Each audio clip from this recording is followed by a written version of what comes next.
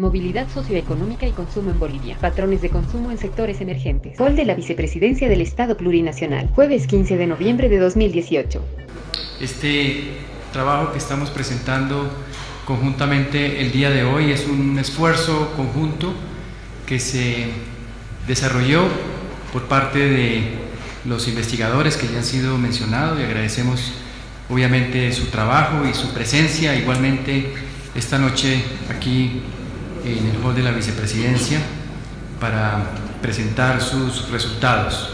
Ha sido un trabajo que ha respondido principalmente a un análisis que desde el PNUD hemos venido desarrollando a nivel regional para entender esta transformación social que está viviendo nuestra región. En las últimas décadas, América Latina ha avanzado de manera efectiva en la erradicación de la pobreza, en la disminución de las desigualdades, en la lucha contra la discriminación, el empoderamiento de la mujer, instituciones con políticas públicas que permiten responder a unas necesidades también en transformación. El PNUD en el año 2016 elaboró un análisis a nivel regional de precisamente esa dinámica de la pobreza, de la desigualdad, y ha sido entonces el motivo fundamental de este estudio, y es entender cómo después de políticas exitosas implementadas en la región, particularmente que han permitido logros importantes, y Bolivia es uno de los países pioneros en esta materia, en la erradicación de la pobreza, ha sido sin duda el país que ha logrado mayores avances, igual que en la desigualdad, sin duda por encima de todos los países de la región, pero esto también ha traído o nos trae unos importantes desafíos, y es como si bien Bolivia ha disminuido la pobreza extrema en un 20%, esta población pasa a formar parte de un grupo de población vulnerable que entra a engrosar una clase media cada vez más demandante de servicios de calidad, de oportunidades de empleo, oportunidades de ingresos, oportunidades políticas, oportunidades de participación, y obviamente también viene juntamente con esto unas demandas cada vez más exigentes en materia de servicios sociales, una educación de calidad, una salud de calidad, y obviamente también entonces unas aspiraciones que les permiten tener una mayor satisfacción y bienestar social. Es así como hoy estamos entonces ante un desafío importante en nuestra región y en Bolivia en particular, de cómo estas transformaciones y avances en materia social, económica y política generan entonces unas nuevas oportunidades, unas oportunidades que igualmente le demandan al Estado dar una respuesta que esté afín a esas aspiraciones. El estudio que se va a presentar entonces responde precisamente a esa nueva realidad. Entenderla, es importante entenderla para que el Estado pueda desarrollar unas nuevas políticas, unas políticas de nueva generación para poder atender entonces estas demandas. Es claro que la clase media, y particularmente una clase media que se caracteriza por ser una clase también muy joven, Bolivia tiene un bono demográfico muy importante, pero con una vulnerabilidad también extraordinaria, que hace que las políticas de Estado garanticen entonces una nueva relación Estado-sociedad que le dé a la juventud esa respuesta adecuada y por consiguiente cumpla con las aspiraciones que tienen las y los jóvenes en Bolivia. Aspiraciones que, como mencionaba, tienen que ver con una mejor educación, una mejor salud, una no violencia particularmente contra la mujer, una no exclusión ni discriminación, pero sobre todo entonces permitirle a la juventud y a esta clase media y una clase vulnerable mejorar sus condiciones de vida, mejorar su calidad de vida y su bienestar social. Finalmente, quisiéramos resaltar entonces también la importancia que tienen espacios como este de reflexión que promueve el Centro de Investigaciones Sociales de la Vicepresidencia del Estado Plurinacional. Y para nosotros es un gran placer, un gran orgullo, un gran honor contar entonces con esa confianza para poder presentar análisis y estudios como los que estamos presentando el día de hoy, para poder generar esta reflexión, este diálogo que busque cada vez mejorar la respuesta de parte del Estado y unas políticas públicas que se ajusten a los desafíos que el país tiene, planteados a través de su agenda patriótica y su plan de desarrollo económico y social, y Bolivia, como Estado miembro de la Organización de Naciones Unidas, responde igualmente a un compromiso internacional que tiene que ver con la Agenda Global 2030 y los Objetivos de Desarrollo Sostenible. Los Objetivos de Desarrollo Sostenible tienen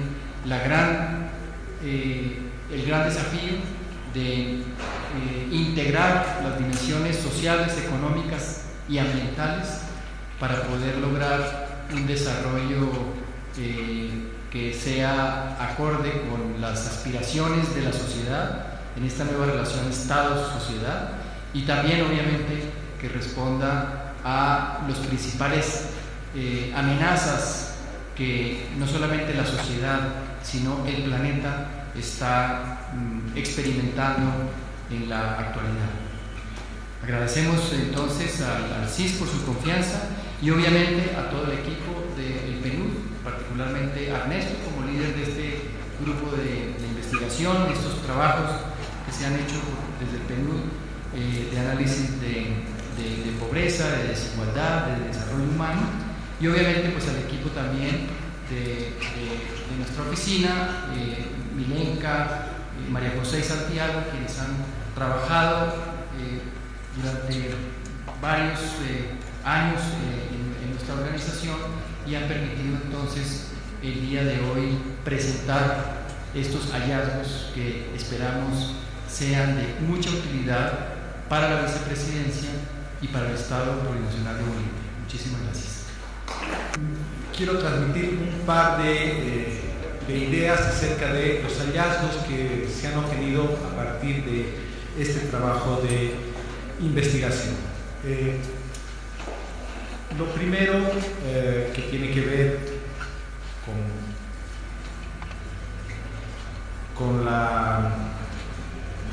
la investigación es por qué un estudio sobre consumo y movilidad socioeconómica. Es como la pregunta que ha guiado al final del día este trabajo de investigación. Y esto básicamente porque después de que ya en el informe de desarrollo humano del 2011 se veía un poco toda estos síntomas de movilidad social ascendente en el país, nos habíamos preguntado realmente, más allá de los números y del contingente poblacional que había ingresado a los estratos vulnerables y medios, ¿qué estaban haciendo estas personas? ¿Cuáles eran sus patrones de consumo? ¿Cuáles eran sus conductas?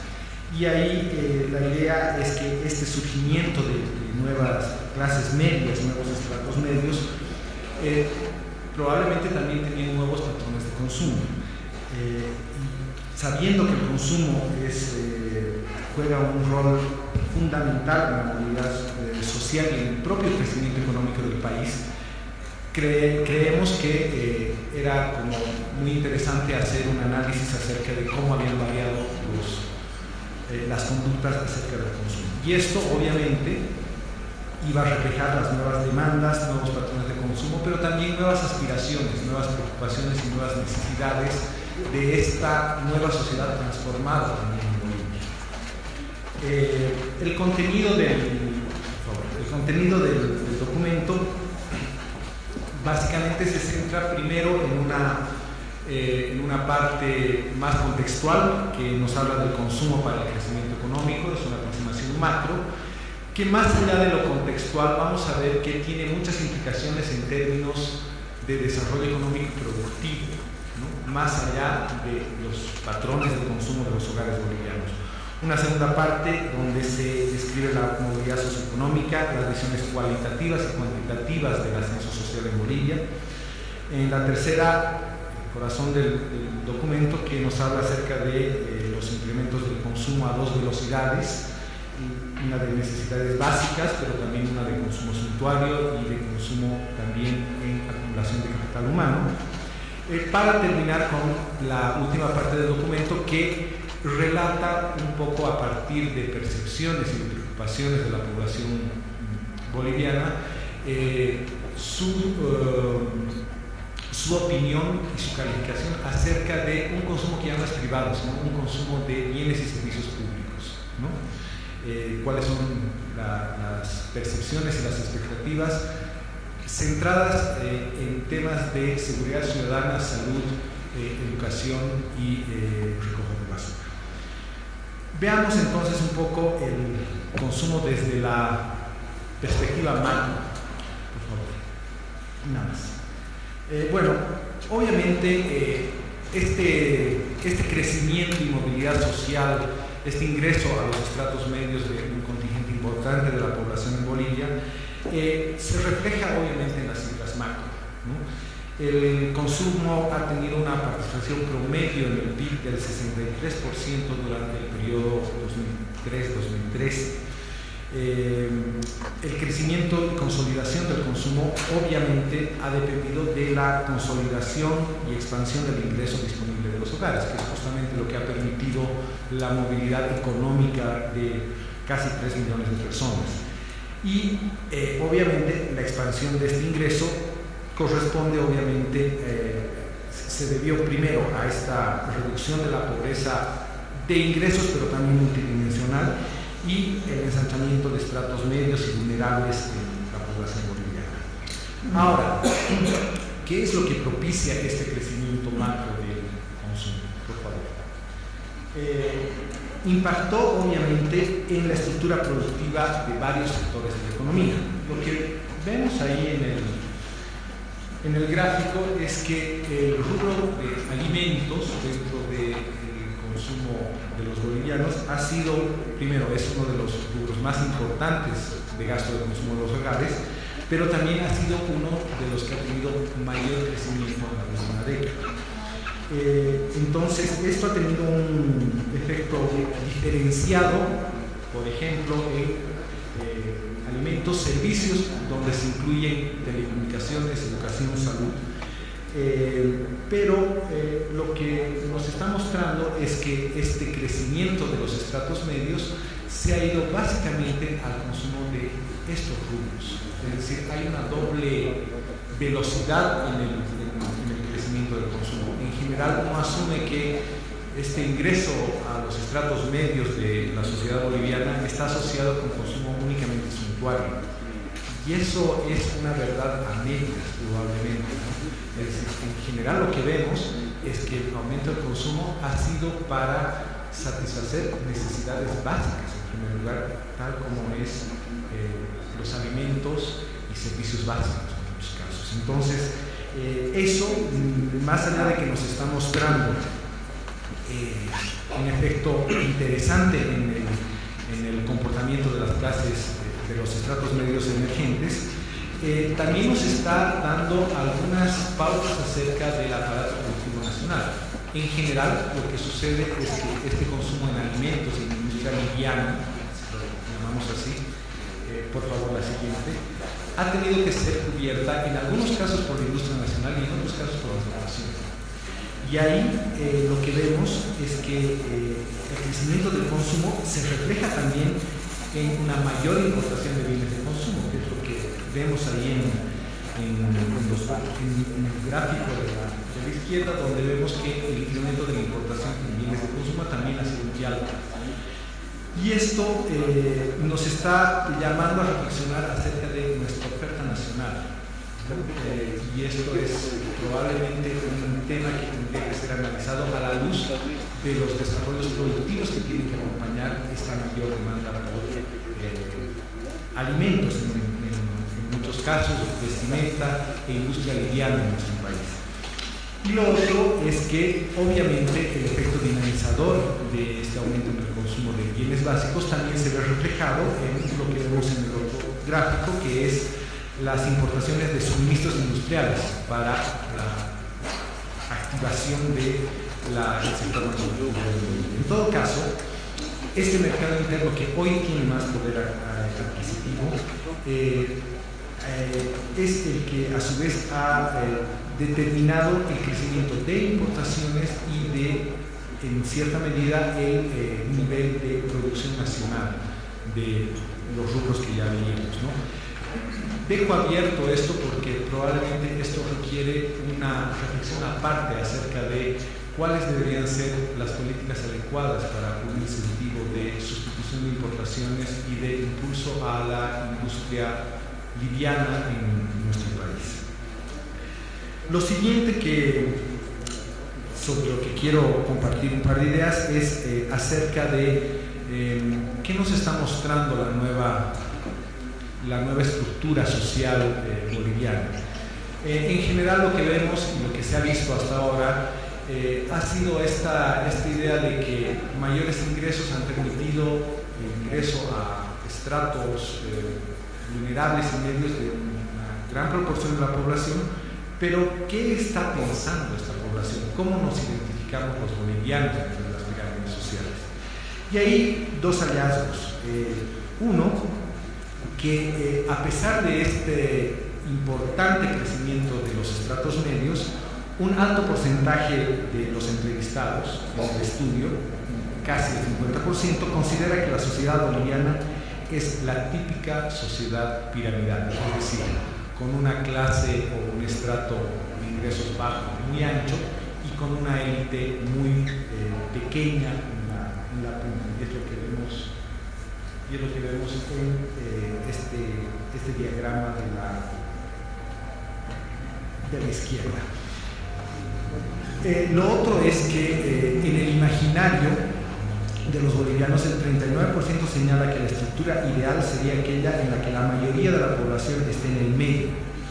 Sin embargo, el 35% opina que sería una sociedad caracterizada por una pobreza reducida y una alta movilidad social ascendente. Entonces, esto primero nos llama a la reflexión sobre que en el imaginario de una gran parte de la población se sigue teniendo esta idea de una sociedad piramidal, ¿no? Con una base de estrato bajo muy grande, y que en realidad la aspiración de los bolivianos es tener una sociedad más igualitaria con una clase o un estrato medio ancho en el futuro. La siguiente pregunta obviamente es ¿dónde se sitúa usted como boliviano si le diéramos a escoger en qué clase social se identificaría? Y lo que vemos es que prácticamente el 80% de la población se identifica de clase media baja o de clase media alta. Perdón, esto es un 63%. Entonces, en general las personas encuestadas siempre se ubican generalmente en el medio, pertenecientes a los estratos medios emergentes, y hacia el futuro expresan una perspectiva positiva respecto al ascenso social. Las entrevistas revelaban que en general la población tiene una percepción de que la movilidad es difícil, es muy difícil en nuestro país, pero tienen una perspectiva positiva acerca de que sí es posible y de que en el futuro probablemente sus hijos estén en una mejor condición socioeconómica de lo que están ellos. Entonces se visibiliza una inherente predisposición hacia un mayor progreso socioeconómico en los entrevistados, y esto nos muestra obviamente aristas en materia de política pública que nos llaman a reducir justamente las vulnerabilidades, incrementar la resiliencia de los estratos medios emergentes, que son aspectos claves para lograr una consolidación socioeconómica de nuestra sociedad, y obviamente para propiciar capacidades de desarrollo humano. Y menciono capacidades y desarrollo humano porque, como vamos a ver más adelante, los patrones de consumo de los hogares bolivianos tienen un componente muy importante en inversión en capital humano. En todo caso, esta aproximación cualitativa y de percepción en alguna medida se confirma cuando uno ve los datos de movilidad económica de los estratos sociales en Bolivia. Lo que vemos ahí es que a nivel nacional se ha producido un crecimiento de la población de los estratos medios de ingreso y una reducción del estrato bajo. Esta es un poco la noticia que ya veníamos identificando desde el año 2011. Pero que además este crecimiento de los estratos medios de ingreso son un fenómeno particularmente urbano. En el área urbana se concentra la mayor parte de los estratos medios de ingreso, ya sean vulnerables o medios estables, así como los hábitos de consumo más claros en el análisis que hemos hecho acerca del consumo.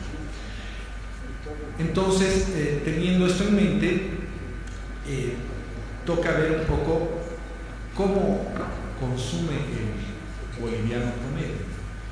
Y lo que vemos y lo que se ha visto a través de la información de la encuesta de hogares del Instituto Nacional de Estadística es que la distribución del gasto promedio de los hogares en general está muy concentrada en alimentos y bebidas no alcohólicas, vivienda y servicios básicos, y la educación y otro tipo de consumo, digamos, como ya y transporte como los principales ítems de consumo en los hogares bolivianos. Lo interesante de esto es que, más allá de que esta es la torta promedio del habitante boliviano de cómo gasta su ingreso, lo que vemos es que el sector educativo registró un crecimiento considerable del gasto de los hogares, 1.7 puntos porcentuales.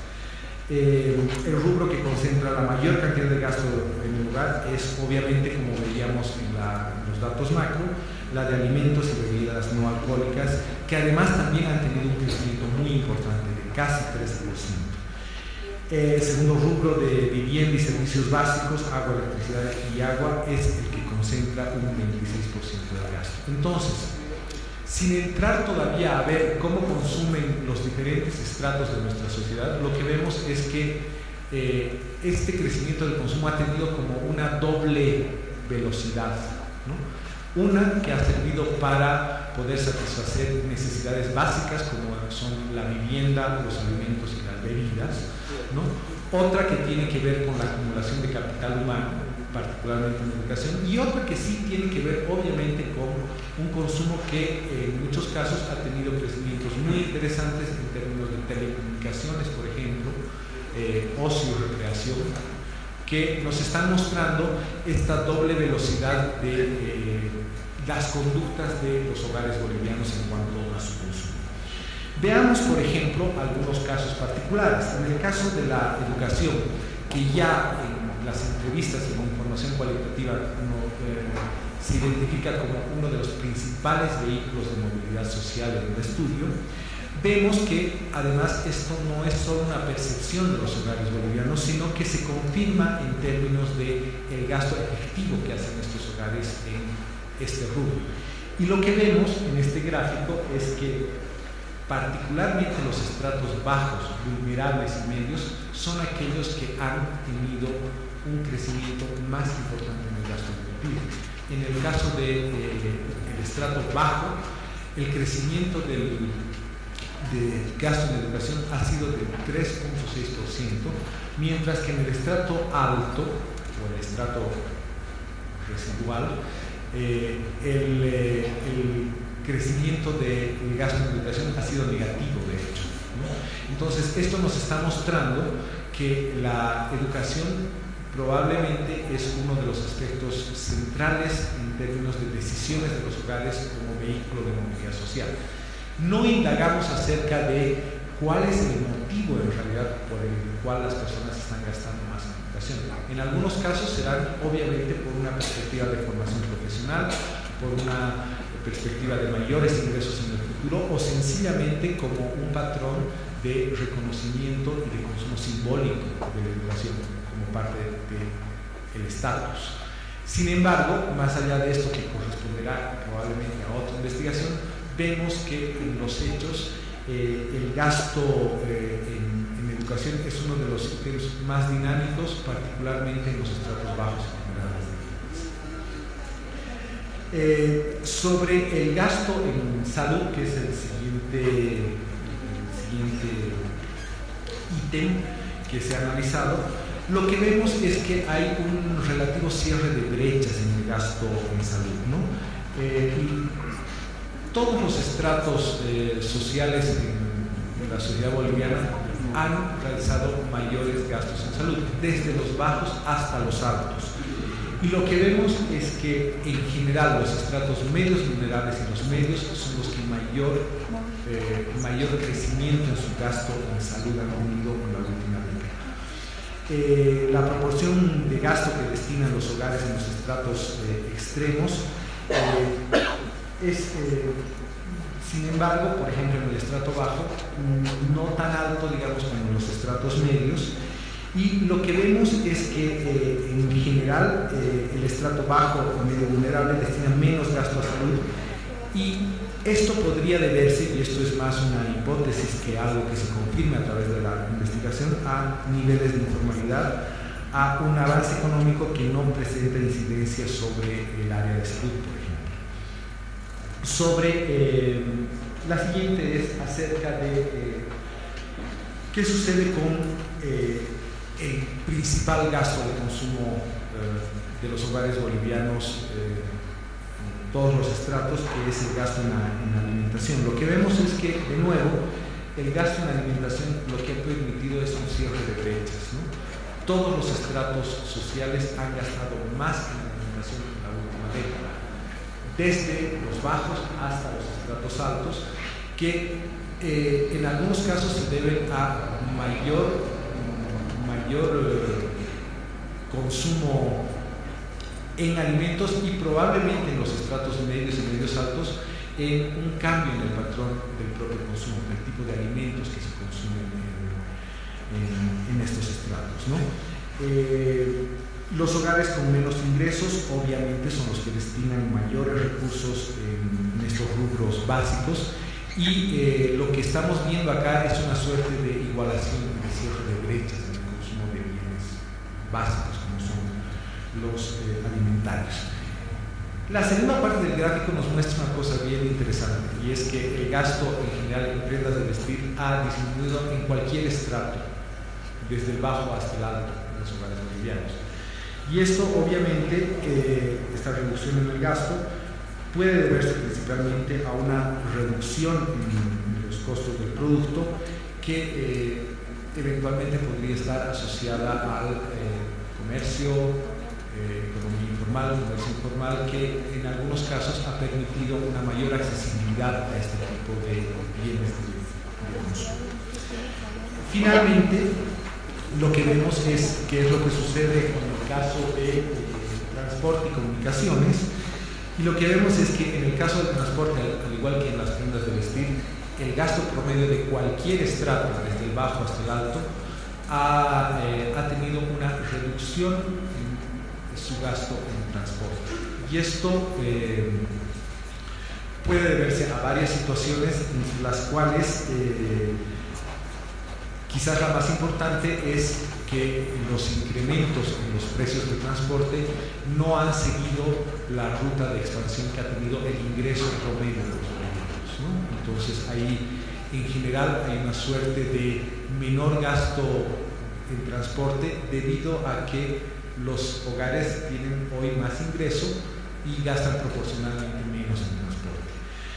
En cuanto a las comunicaciones, lo que vemos es que en el caso de comunicaciones, todos los estratos excepto el bajo han reducido su gasto en comunicaciones, y esto es por el abaratamiento de los servicios de comunicación, pero el estrato bajo es justamente el que ha tenido un incremento, y esto se ve de nuevo en cierre de brechas en el consumo de probablemente nuevas tecnologías de comunicación en los hogares bolivianos. Este resumen apretado acerca de cómo han ido variando ciertos ítems, ciertos rubros de consumo según estrato en nuestro país, ha sido complementado en el estudio, como ya lo mencionaba al principio, con una valoración acerca del consumo de bienes y servicios públicos por parte de la población boliviana.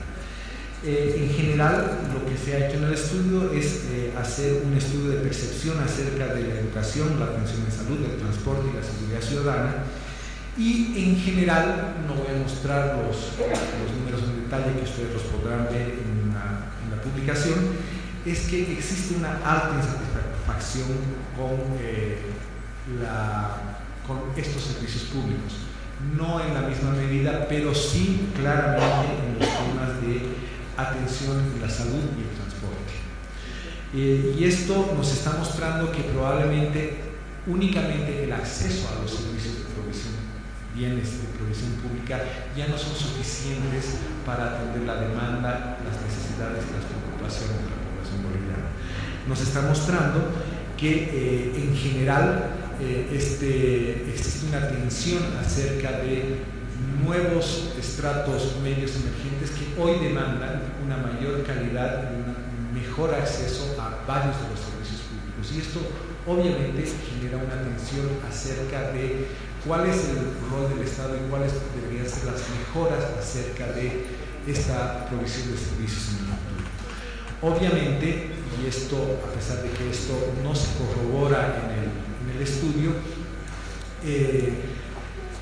esta tensión eventualmente en otros países se ha resuelto a través de la migración a servicios de provisión privada. Esto no se ve en nuestro país, pero eventualmente es un tema de preocupación en términos de que esta sociedad transformada hoy también ha transformado sus preocupaciones, sus aspiraciones a mejor calidad en los servicios públicos, ¿no?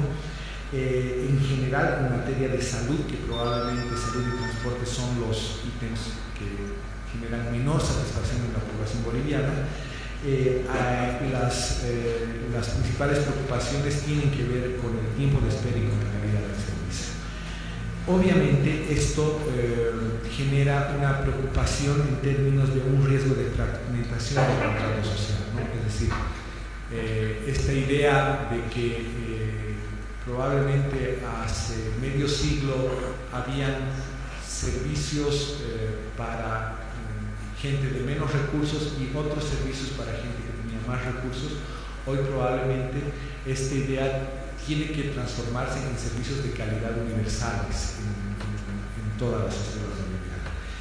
Y sobre estos hallazgos sencillamente queda mencionar ciertas reflexiones finales sobre el trabajo. Primero, que nos dicen que a medida que el consumo se ha ido incrementando en los hogares bolivianos, en general ha habido un incremento en alimentos y servicios, y esto ha tenido un correlato en una mayor demanda por importaciones. Y este efecto puede tener implicancias interesantes, en este momento quizás no del todo positivas sobre la actividad de importación y sustitución de producción nacional, pero abren una veta y una puerta de discusión acerca de incentivos a la producción nacional, por lo menos en estos rubros de industria liviana. La movilidad social, por otra parte, y esto confirma un poco lo que ya se veía en otros estudios, nos muestra una trayectoria corta. En general, el paso de los estratos bajos ha sido hacia los estratos medios vulnerables, ¿no? Es decir, no hay saltos largos, pero a pesar de esto, lo que vemos es que hay una mayor preocupación por servicios públicos y un cambio en las conductas de consumo de los bolivianos. El incremento en el gasto de educación quizás es uno de los hallazgos más interesantes porque tanto en la parte cuantitativa como cualitativa nos muestra que es un mecanismo de progreso y movilidad social.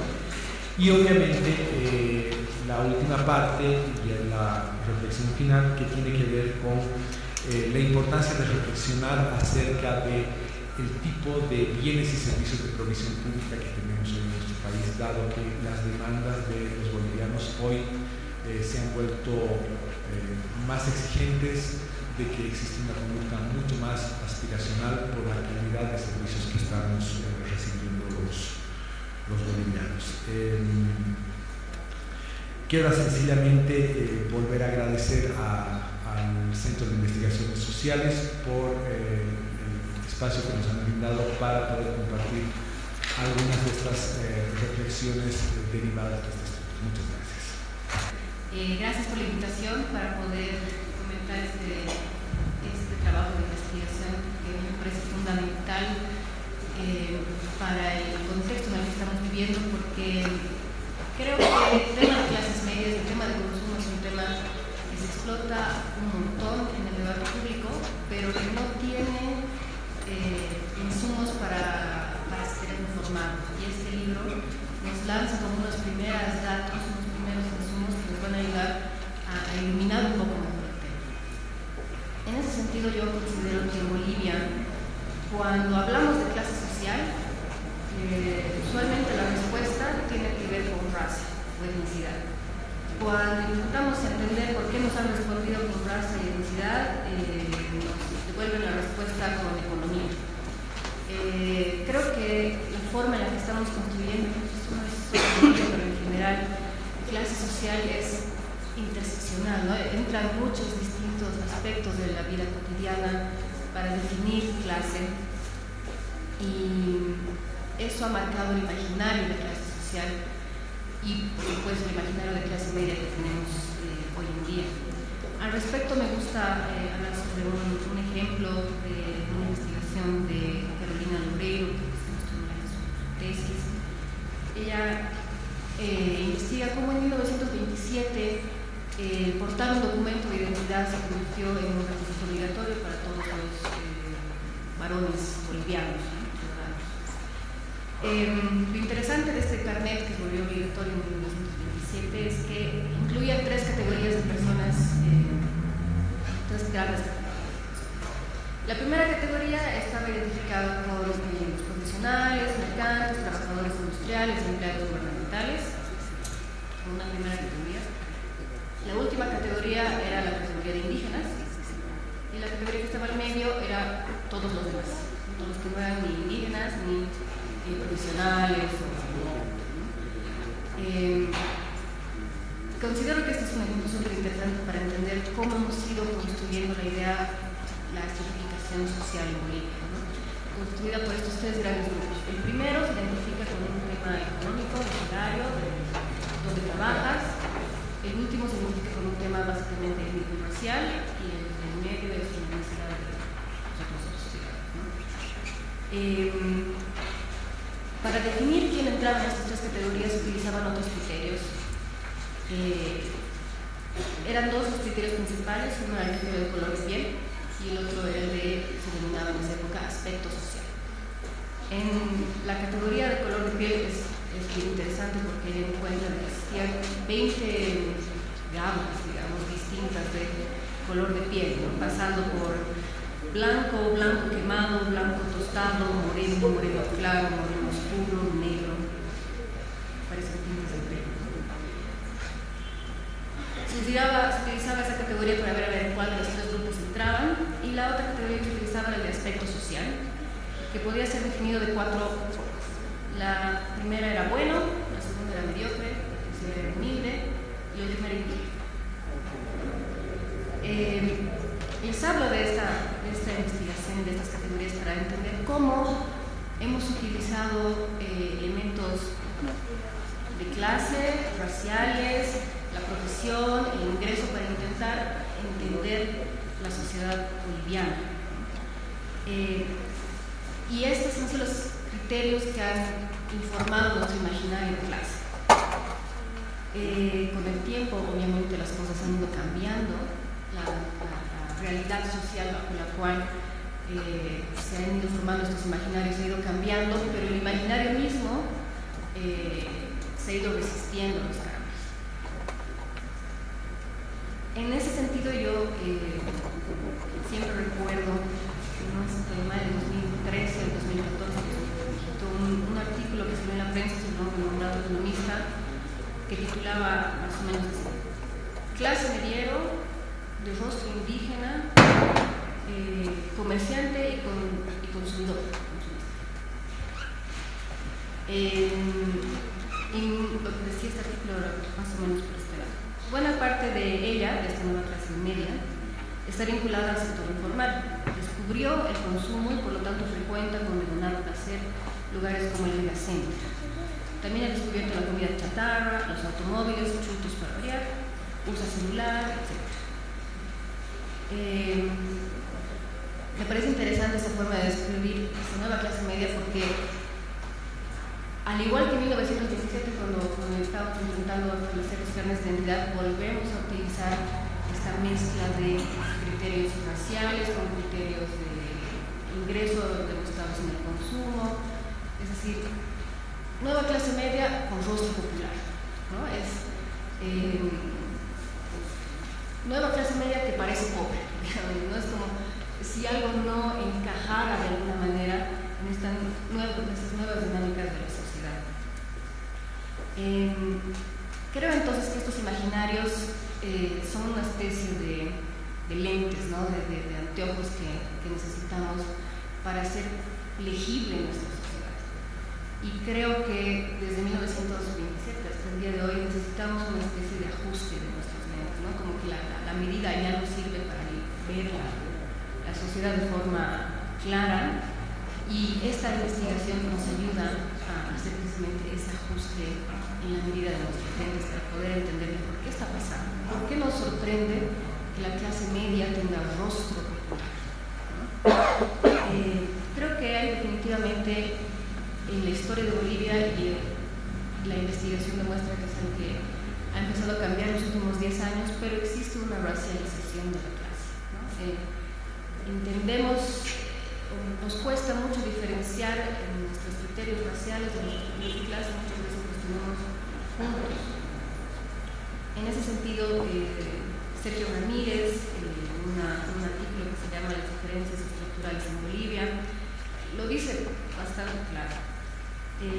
Cuando nos referimos a una clase dominante o alta, usamos categorías como blancos, caras, blancoides, mezcladas con otras categorías como jailones, burgueses, ricos, ¿no? Cara tiene una connotación más social, jailón una connotación más de ingresos o de consumos, burgueses, ¿no? Versus como denominamos a las clases más pobres, utilizamos las categorías de taras, indios, cholos, pobres, plebes, proletarios, lo mismo, mezclando este tema racial con el tema de ingresos. Y es algo que, por ejemplo, en la investigación se vuelve a repetir, lo podemos volver a encontrar en esta investigación. En la página 57, una de las personas que participaba en los grupos focales comenta una experiencia, que en la década de 1990 un familiar suyo tuvo que cambiarse de nombre. Cuenta lo siguiente: cuando mi tío estaba presentando sus papeles en el Parlamento, uno de sus amigos le dijo: no te van a aceptar porque tu apellido es indígena. Se llamaba Saturnino Huang y ahora se llama Nelson Gutiérrez. Cada letra le costó $100 en términos. Poco después dijo lo siguiente: valió la pena porque mis primos, los tres, son profesionales. Y son profesionales porque su papá estuvo en un lugar donde todos pensaban en ser profesionales. Y en alguna reunión social que ellos tenían, él iba con su esposa y con sus hijos y se juntaba con los colegas que pensaban en superarse.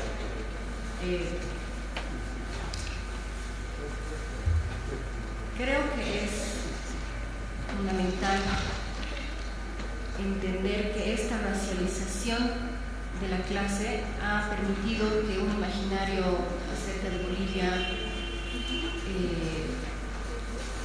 permanezca, a pesar de los datos de que muestra de que los estratos medios han crecido un montón y de que el consumo de estos estratos medios también ha crecido, ¿no? Es este imaginario que tenemos de las dos Bolivias, la Bolivia polarizada, la Bolivia de ricos y pobres, la Bolivia de blancos indígenas, que continúa presente de alguna manera en el imaginario. Y esto me hace pensar, en este imaginario entonces existe un espacio para las clases medias. Se puede hablar de clases medias cuando pareciera que esto continúa presente en nuestras cabezas. En ese sentido creo que es importante identificar que el concepto de clase media es un concepto súper escurridizo, ¿no? Un investigador cuenta que existen entre 150 a 200 definiciones serias de clase media, ¿no? Y no es que existan tantas definiciones porque no se ponen de acuerdo, sino porque clase media es un concepto fundamentalmente histórico. Lo que concebimos como clase media y cómo nosotros nos identificamos como clase media depende mucho del contexto en el que estamos viviendo y de las experiencias que ya hemos tenido, y estas van cambiando. Entonces, lo que se considera clase media aquí en Bolivia no es lo mismo que se considera clase media en Argentina, y lo que se consideraba clase media quizás hace 50, 70 años no va a ser lo mismo que se considera hoy día. Entonces, requiere como un continuo esfuerzo de volver a definir y redefinir lo que es la clase media. Y en ese sentido creo que es importante preguntarnos cuál ha sido el proceso histórico y político que ha generado la noción de clase media en Bolivia y cómo ha ido evolucionando, ¿no? Y creo que la investigación nos da como unos primeros datos interesantes para ir pensando en una definición ya propia, ¿no? Digamos, nacionalizada, por decirlo así, de clase media. Otro tema interesante que había en este artículo de prensa que decía de 2013 es, ¿no? Clase media era de rostro popular, comerciante y consumista, es decir, tiene rostro popular, pero además consume, ¿no? Dice, ha descubierto el consumo, tiene celular, tiene auto, como sorpresa, ¿no?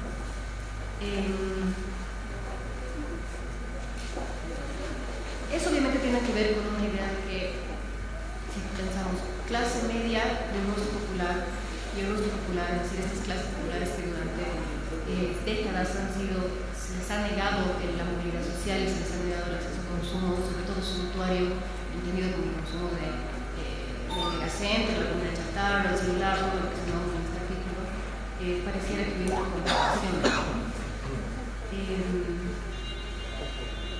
Y además me da a mí la impresión de que existe esta idea de que en Bolivia consumir es pertenecer.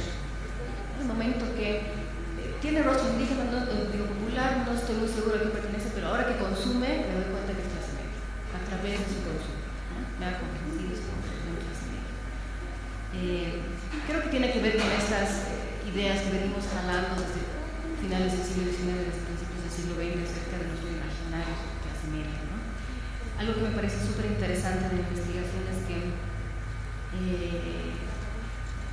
demuestra que, si bien han crecido los estratos medios, el consumo no está totalmente dirigido al consumo suntuario, como solemos hablar de las nuevas clases medias, como les comento en este artículo que se habla del megacentro y de la comida chatarra. En verdad hay este consumo a dos velocidades, donde sí, por supuesto, ha subido el consumo en restaurantes, ha subido el consumo en cine, en entretenimiento, en ocio, pero al revés, esa nueva clase media de rostro popular y consumista está consumiendo bienes y servicios básicos, ¿no? Productos básicos. Entonces, creo que ahí, por ejemplo, ese es uno de los espacios en los que nuestros lentes necesitan ese nuevo ajuste, ¿no? Entender que el consumo en, digamos, un celular, el consumo en comida chatarra no implica que un grupo se convirtió en consumista, porque está dedicando la mayoría de su consumo a bienes suntuarios o al ocio, ¿no? Y otro hallazgo interesantísimo es la importancia que tiene la educación en el consumo de las clases medias, ¿no? Nos hace pensar que no están totalmente dirigidas al consumo de ocio. En ese sentido, ya para terminar, hay un historiador argentino que se llama Ezequiel Adamowski, que tiene una propuesta muy interesante para tener clases medias y que creo que nos puede ayudar a sacar el provecho a este libro y a estos datos tan interesantes que nos ha brindado el libro. Adamowski dice: las clases medias no existen como tal, como un fenómeno social. Lo que sí existe es una identidad de clase media. La gente se identifica como perteneciente a la clase media, pero como un grupo específico particular, que ganan 4.000 bolivianos, digamos, los barrios de Guadalajara, 4.000 dólares, se convierte en clase media, ¿eh? Entonces, es un grupo aparte, se junta con otra gente, consigue otras cosas, no. Lo que sí existe es una identidad de clase media, es decir, que las personas dibujan una especie de frontera entre ellos y los demás, respecto a su identidad de clase. ¿Y cómo se dibuja esta frontera entre ellos y los demás? Es con todos estos datos que nos han presentado en ese momento Ernesto, ¿no? ¿Cómo consumo?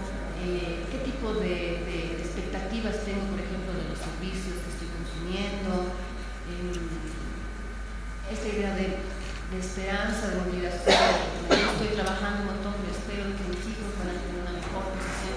Todos esos son elementos que me ayudan a identificarme como alguien de clase media. En ese sentido, lo que dice Adamowski es que una clase social no es un mero grupo que lleva vidas similares. Para que sea una clase social tiene que haber una relación social. Ciertas personas tienen que estar relacionándose, tienen que tener no solo algo en común, sino que es algo en común les genere un vínculo relacional. Y en ese sentido llama la atención y nos dice: no siempre donde hay diferencias sociales hay clases sociales. Da un ejemplo muy interesante que en Europa siempre, desde la antigüedad, existieron personas que a cambio de un salario se ganaban la vida, pero no es hasta la revolución industrial que realmente se puede hablar de una clase obrera, como efecto, digamos, de un momento histórico concreto, con ideas políticas comunes, con unas formas de resistencia identificadas como propias, con una identidad expresada en vocabularios, en símbolos, en significados concretos. Entonces, si bien pueden haber bases para la creación de clases sociales, la clase social termina creándose en el momento en el que existe una identidad de clase, es decir, que las personas se adscriben a esta categoría, ¿no? Y en ese sentido los datos que lanza este libro son súper interesantes, ¿no? Porque por un lado la mayoría de los entrevistados identifican que Bolivia sigue siendo una sociedad piramidal, donde somos mayoritariamente pobres, un poquito medios personas en la punta, aunque los hechos hayan demostrado que la parte de media se ha demostrado más. Entonces, a pesar de que ha habido este pensamiento, aún nos seguimos imaginando una sociedad piramidal, ¿no? Y es mucho más interesante cuando esas mismas personas que se imaginan una sociedad piramidal le preguntan: ¿y usted qué es? Y dicen: yo soy clase media. La mayoría dice clase media. Se imagina una sociedad piramidal, pero se imagina a sí mismo en el medio. Parecieran dos respuestas contradictorias, ¿no? Si la mayoría debería estar en la parte de abajo, porque somos una sociedad piramidal, ¿cómo es que la mayoría de los entrevistados se identifican en el medio? Y esa es una clase no son necesariamente inconsistencias, pero tienen que ver con este imaginario de clase media y esta identidad de la clase media, que es fundamental para la existencia como tal de esta categoría social, ¿no? Creo que en este sentido lo que tenemos que empezar a cuestionarnos es cómo este imaginario que nos hemos ido construyendo desde que los carnets de identidad se convirtieron obligatorios hasta que desde los últimos 10, 15 años empezado a ver unos procesos de movilidad social mucho más interesantes que han cambiado la estratificación de la sociedad. ¿Cómo estos datos nos pueden ayudar a entender ese proceso? ¿Y cómo podemos entender si es que esta clase media tiene una presencia empírica observable, es decir, existe como un grupo concreto, es quizás una serie de identidades que la gente adscribe y abandona dependiendo de las circunstancias en las que se encuentra, ¿no?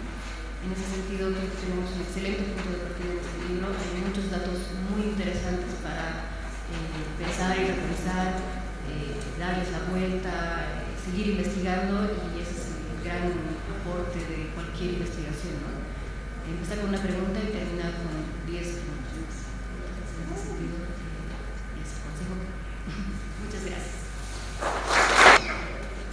Compartir con ustedes, compartir con Mauricio, compartir con Ernesto y Ana la presentación de este libro, que me parece que tiene un conjunto de aportes centrales para discusiones muy contemporáneas.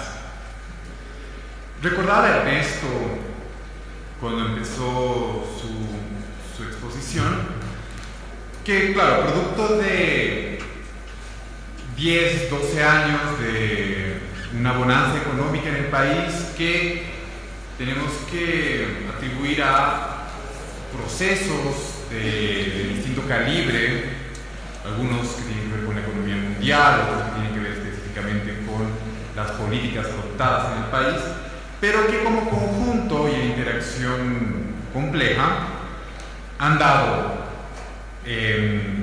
unos buenos años de bonanza, que tienen su marca más clara en la reducción de la pobreza. Y claro, esa reducción de la pobreza, como había indicado Mauricio, como había indicado Ernesto, se tradujo, digamos, en una transformación, digamos, de nuestra pirámide de estratos de ingreso.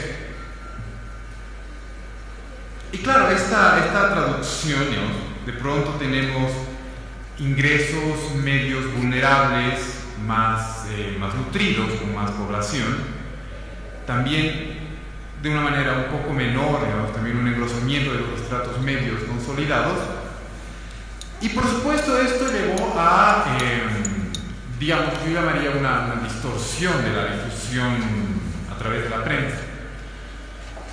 Porque claro, cuando hablamos, estamos en el terreno técnico, un estrato de ingreso va a dar, digamos, de una manera más diáfana, un indicador que tiene que ver con cuánta plata entra a un hogar o cuánta plata percibe una persona. Entonces eso tiene una cuantificación, es precisa, digamos, como muy al gusto de los economistas, una cosa que nos va a involucrar con la subjetividad, va a dejar de lado las cuestiones valorativas, es un dato, digamos, relativamente frío. Ahora, también, como reconocerá cualquier investigador que haya hecho campo, tiene sus distorsiones propias. Cuando la gente, es difícil preguntarle a alguien que trabaja en el comercio, por ejemplo, cuánto hace en un mes, cuando estos ingresos varían cada semana, cada día, cada mes, y si no llevan contabilidades, más o menos le atinan. Pero, digamos, se trabaja con eso, se conocen estas limitaciones, pero sigue siendo un indicador bastante bueno, bastante aproximado, además nos permite, digamos, tiene sus sesgos no sesgados, diríamos, que permiten reconstruir una imagen con alguna precisión de esto. Pero mientras los economistas trabajan con estratos de una manera cuidadosa, conociendo los riesgos de la medición, cuando salen un poco al público, se corre el riesgo de que empiezan a confundirse ciertas categorías. Y por ejemplo pasó en la prensa. Yo recuerdo bien cuando salió el informe de desarrollo humano que se llama El Nuevo Rostro de Bolivia, que trata sobre metropolización, sobre los cambios que habían ocurrido en el país. En el conjunto del informe, salvo en la presentación del oficial de Naciones Unidas, se habla siempre de estrato de ingreso. Y en la presentación, en una línea aparece la idea de clase media. Cuando esto se reproduce en la prensa, se empieza a hablar constantemente de Bolivia como una sociedad de clases medias. Entonces se ha pasado del estrato, de este indicador que decía que tiene cierta precisión, a la idea de clase social, que involucra un conjunto de relaciones más difíciles de medir y sobre las que hay mucha discusión. Por decir alguna cosa, para no extender en una clase de sociología, que no es el punto de nuestro encuentro ahora, la clase media para Marx y sus seguidores es una cosa relativa a relaciones de producción, mientras que para Weber y toda la gente de su línea va a involucrar situaciones de mercado, oportunidades de situarse con mayor o menor beneficio en el mercado y hacerlo, y generar un estilo de vida, etc. Esto que parece una exquisitez que puede ser atribuido, digamos, a esas cosas, digamos, de sociólogos que encuentran cómo pelearse aunque no haya razones, tiene condiciones, tiene consecuencias fuertes en el análisis. Entonces, claro, pasa un poco algunas cosas que nos contaba Ana sobre nuestras, no quiero llamarle confusiones, pero sí señalar la variedad de interpretaciones que existen sobre clases medias. Hablamos de clases medias en plural.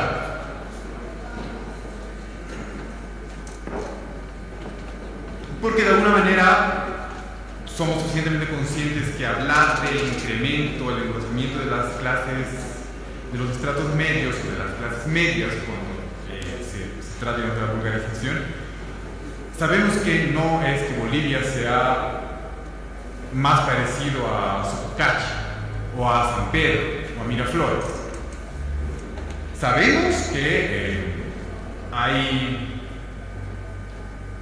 barrios, hay grandes contingentes de personas que han mejorado sus condiciones de existencia, pero que no se confunden y que no pueden tener aspiraciones de ascenso para parecerse más a zonas como Sopocachi o la zona sur, pero eso no es para nada una regla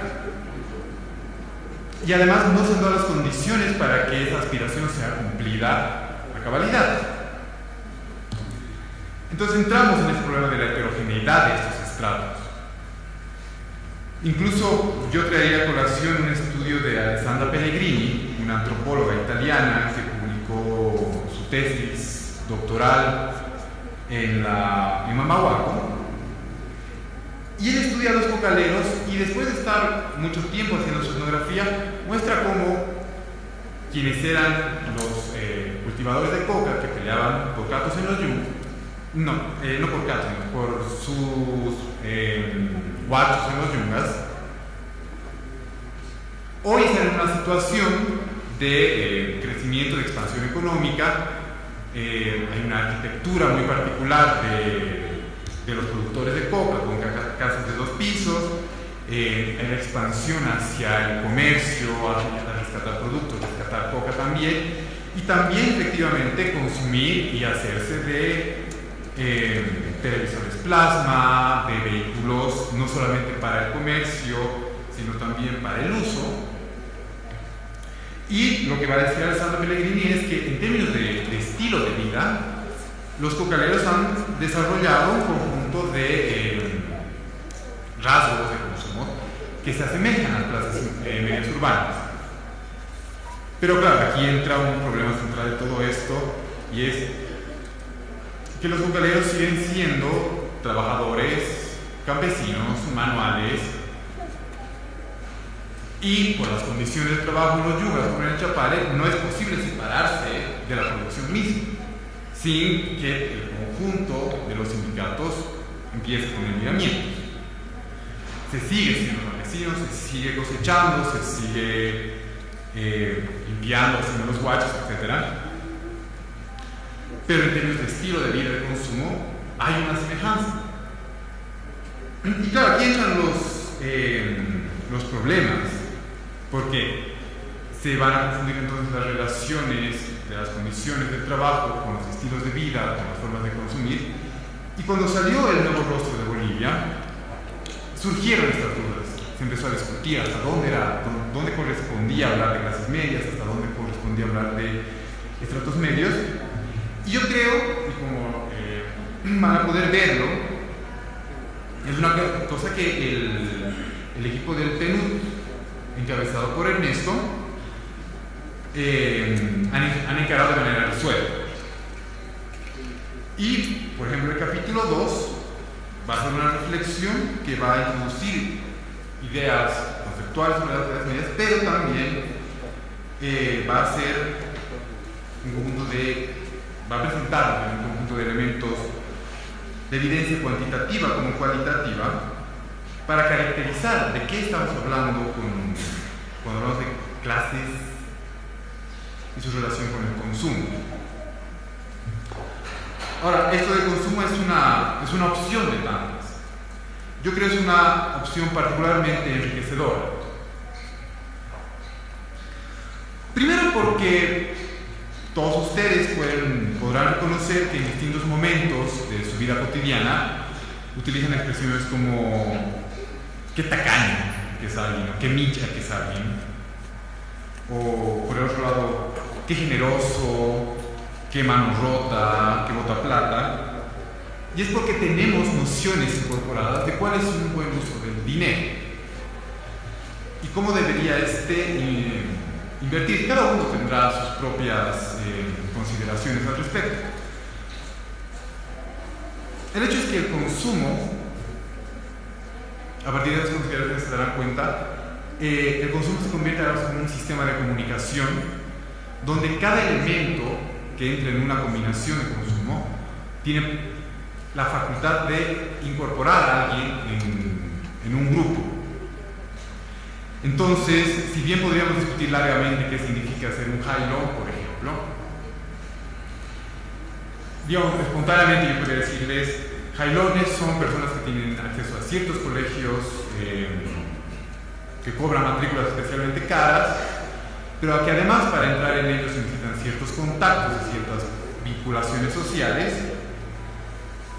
que tienen ciertas condiciones de vida y ciertas afinidades, digamos, con ciertas culturas cosmopolitas.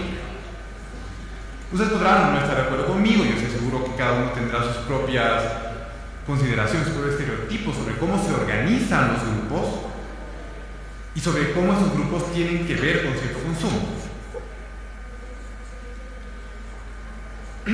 Hace poco, deben ser tal vez cosa de 5 meses, estábamos en el CIS y compartíamos la investigación de Fernando Molina, que esperamos publicar prontamente, pero claro, él nos contaba cómo encontraba con cierta sistematicidad, que gerentes y clases altas tradicionales justamente tenían accesos privilegiados a colegios de prestigio. Y efectivamente, digamos, hay unas fuertes patrones de aquello. Pero también hay fuertes indicios de desafío de esa estratificación.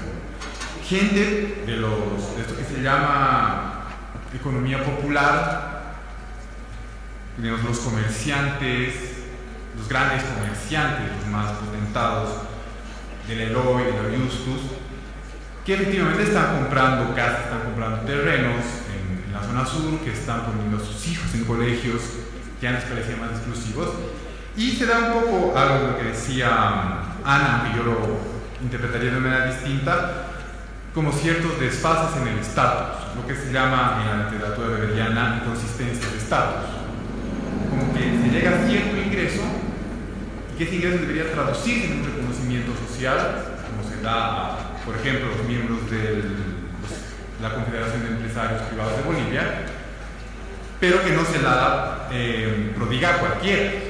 Recordarán ustedes a alguien como Max Fernández, que era posiblemente el empresario más importante de su época, que sin embargo era rechazado por los círculos pudientes del país. En este caso había precisamente una inconsistencia de estatus. sus logros económicos no se correspondía con el reconocimiento como alguien, como parte del empresariado. Y eso es algo que está ocurriendo mucho y que vamos a encontrar justamente en el consumo. Estas aspiraciones a cambiar los consumos, a adoptar ciertos estilos, no siempre imitando, me parece que ya no estamos en una situación donde hay una jerarquía vertical claramente establecida, sino me parece que hay una competencia por establecer cuáles son los principios de esa jerarquía. Quiero decir, hace 30, 35 años el Gran Poder no podía entrar al centro de la ciudad y hoy el Gran Poder es la fiesta más importante de La Paz. Y lo que antes era estigmatizado como danzas de baja ralea, hoy tienen una pompa, una sonaja, un prestigio que es reconocido también por los viejos sectores dominantes de la economía y los detentores del viejo prestigio. Entonces, el consumo nos va a decir muchas de estas cosas. Yo creo que en este texto que nos presenta el PNUD que publicamos con gusto en el CIS, encontramos ya las primeras herramientas para hacer este tratamiento. Y yo creo que tenemos, y ustedes lo verán, yo creo que es un texto especialmente recomendable para chicos que tienen que empezar a pensar sus tesis, porque tenemos un muy interesante arsenal, principalmente de análisis cuantitativo, que está acompañado, sí, por muchas cuestiones quali, pero pueden sin duda expandirse. Por ejemplo, ya lo decía Ernesto cuando hacía la revisión de los datos, vemos en conjunto un aumento del gasto en comida, en alimentación. Y claro, y podemos aquí especular bastante sobre si realmente se han dado los cambios y has dejado de consumir, digamos, salchichas a granel y has cambiado por alguna que tenga una marca más prestigiosa, o si ha incrementado el consumo de, por decir algo, de gaseosas. Pero en realidad es algo que la encuesta no nos va a decir. Tenemos todavía entonces betas para ampliar el estudio y pensar realmente cuál es la composición de gasto alimenticio en las casas y qué significa dentro de estar en un plazo más bien extenso.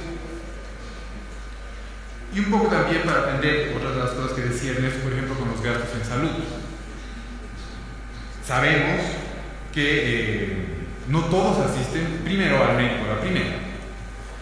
Primero vienen los remedios caseros, la automedicación, luego, dependiendo de las circunstancias, la caja, un médico amigo, cuándo se va al privado, cuándo realmente se busca un especialista.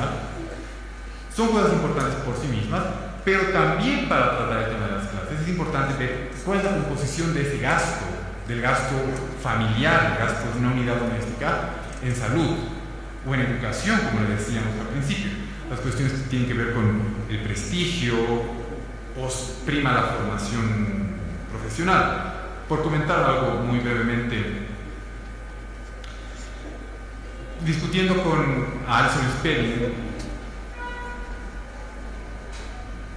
ella decía que me parecía que la calidad de la educación en general es muy similar y que a ella le parecía que colocar a los niños en los colegios privados tenía que ver ante todo con evitar que pierdan muchos días, porque en los colegios fiscales pierden por las huelgas, que es una razón que me parece que en algunos casos es válida. Pero yo mismo en mis propias investigaciones, mis propias indagaciones de campo, escuché una afirmación en una entrevista, una entrevista me decía: mi madre nos cambió de colegio de un fiscal a un privado, porque para ella era muy importante que nosotros no andemos con vendedores, porque decía que si pasas mucho tiempo con un vendedor puedes acabar siendo uno de ellos. Que detrás de todo lo estigmatizante, de todo el prejuicio, digamos, de esta señora madre, hay que encontrar el hecho de que la gente está jugando distintas cartas para reemplazarse, para buscar ascender, y eso tiene un problema que también valdría expandirlo, digamos, en estudios posteriores. Tiene que ver con ciertas negaciones de dónde vienes. pertenecer a un grupo en algunas circunstancias puede suponer una negación, y es como nuestro teatro popular, como Me avergüenza en tus polleras, digamos, nos muestra con claridad estas tensiones que para ser de otra clase a veces demandan ciertas negaciones, y que nos pone, digamos, en un escenario donde la gente juega sus cartas, experimenta frustraciones, tiene aspiraciones que no siempre son completadas, digamos. Entonces tenemos un ancho panorama para ampliar los estudios.